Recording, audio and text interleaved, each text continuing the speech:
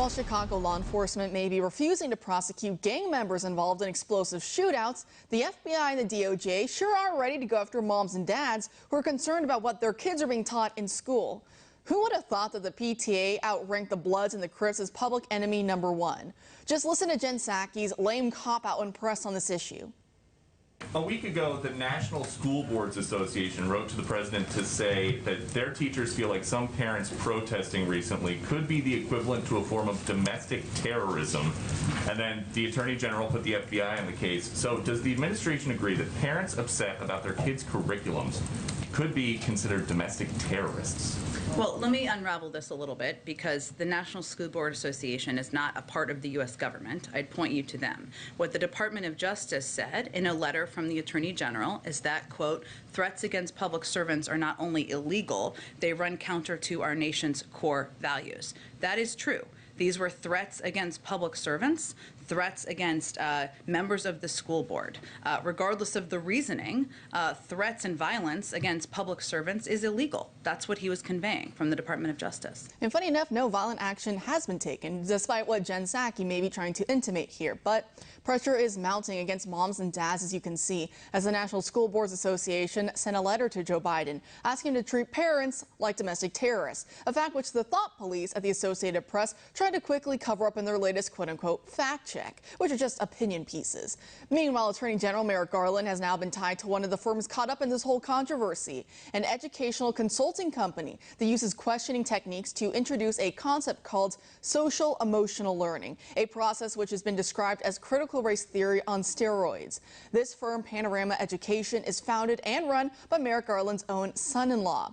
This tangled web shows just how far-reaching and intertwined the radical left's efforts are to break down this country from within. So joining us now to discuss is the president of Parents Defending Education, Nicole Neily. Thanks for being here tonight, Nicole.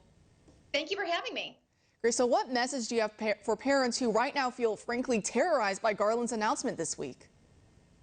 We're trying to tell everybody, don't be afraid, don't be cowed, because silence is what they want. They are trying to chill your First Amendment rights to petition your government for a redress of grievances by over-broadening this definition of what threats are, what harassment is. We have a First Amendment right to express our displeasure and hold our elected officials accountable. And if they will not listen to us, as they have shown in school board to school board across the country, we will vote them out. So this is unacceptable, and we will not be bullied. Have you seen a lot of parents perhaps reaching out to you in the wake of Garland's announcement, reaching out to you or to your organization saying, help me? Absolutely, because unfortunately, it's very vague, it's very scary, and this is what we've seen on college campuses for years. Students defining what I'm being threatened, I'm being harassed for, using opinions, for words. And so I think there's a very real fear that there's a lot of, let's say, snowflake school board members will say, well, you booed me, that's harassing, that's threatening, and then calling the cops, and then suddenly the FBI getting involved. And I think that is a great point to really press on, because when Jen Psaki or Garland or any of these other figures are pressed on it, they can't say that there's actually been any real violence or any real assault from any of these parents. At best, they can point to, oh, well, sometimes parents talk over their time and things get a little unruly and heated, and that's supposed to be somehow domestic terrorism instead of how self-governing people are, different opinions or voice, and people, passions, and some people get angry, of course, and rightfully so. I mean, when you're a kid, you have a 10-year-old kid and they're being told that, that fourth graders can be sleeping around with adults and that's somehow a relationship instead of it being statutory rape, as some of these books and some of these schools are, which is complete pedophilia. I think parents have a right to be, just a little bit angry about that, but can they really point to any acts of real overt violence? No, we can't point to any real overt acts of violence. And unfortunately, we're being tarred with this brush that we are advocating violence. I have yet to see or hear anybody advocating violence or carrying out violence on these issues. People feel passionate. These are not professional scripted activists like we see on the left. These are people who are getting involved in the political process for the first time, are very worked up because they're distressed and they're trying to defend their children. People are angry about learning loss. They're angry about their finite school dollars being spent on these diversity, equity, inclusion programs when their children are not reading or writing or performing math at grade level. They're angry that their school boards are shutting down their time, removing comments from the public record. They have every right to be angry with these school officials. And for these officials to cowardly hide behind the Patriot Act of all things and say, we don't want to hear from you. That's not how we elect our officials. That's not how elected officials in this country act. And they don't deserve, to be in those offices if they feel that they can't deal with the pressure and the criticism.